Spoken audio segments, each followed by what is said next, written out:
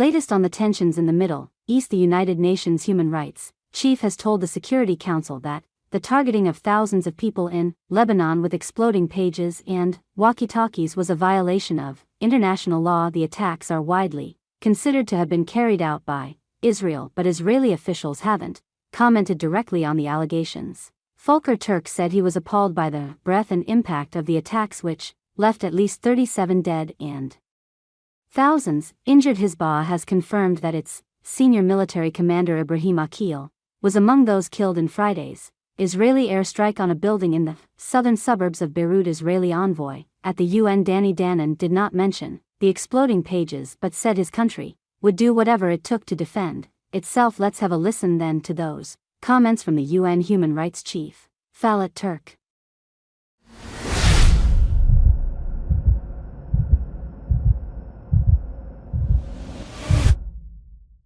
These attacks represent a new development in warfare where communication tools become weapons, simultaneously exploding across marketplaces, on street corners and in homes as daily life unfolds. Authorities have reportedly dismantled unexploded devices in universities, banks and hospitals. This has unleashed widespread fear, panic and horror among people in Lebanon.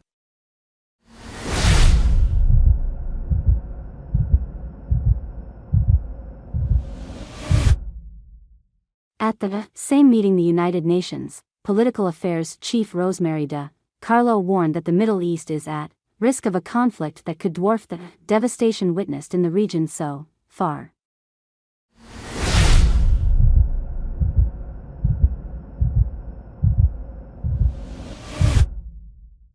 As we approach a full year of near-daily exchanges of fire across the blue line and bloodshed in Gaza, too many lives have been lost, too many people have been displaced and too many livelihoods have been destroyed. But if things continue as they are, we risk seeing a conflagration that could dwarf even the devastation and suffering witnessed so far. It's not too late to avoid such folly. There is still room for diplomacy, which must be used without delay.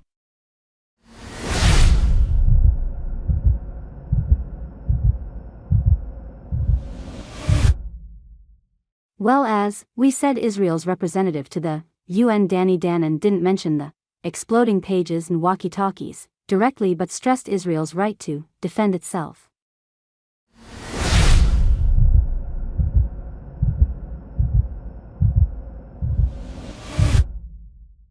And we will not allow Hezbollah's terror to dictate the future of our nation. If Hezbollah does not retreat from our border and back to the north of the Lani River through diplomatic efforts, Israel will be left with no choice but to use any means within our rights to defend our citizens and enable the evacuees of the No to return to their homes.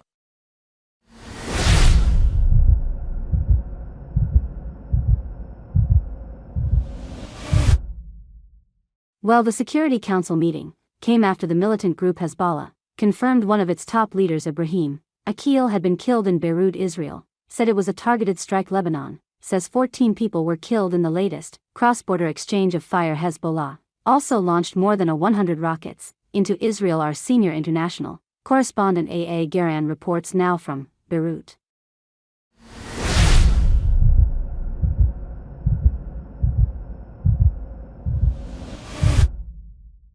This footage captures the moment of the attack in the heartland of Hezbollah. The skyline looks like a city at war. Israel hit hard without warning in the densely populated residential district of Dahia, calling this a precision strike. The target was the veteran Hezbollah military leader Ibrahim Aqil. Israel said he had been eliminated, along with about 10 commanders of an elite unit.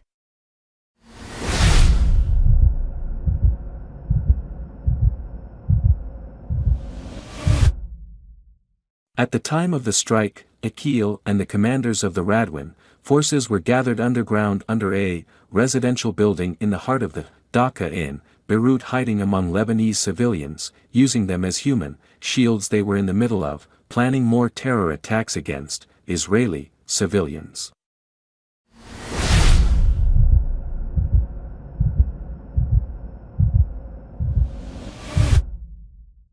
Aqil had plenty of enemies. The U.S. had put a $7 million bounty on his head, accusing him of involvement in the killing of Americans in Beirut in the 1980s. Day after day now Hezbollah is being hit and being weakened by warfare. From a distance we were repeatedly prevented from reaching the scene by locals and the Lebanese army.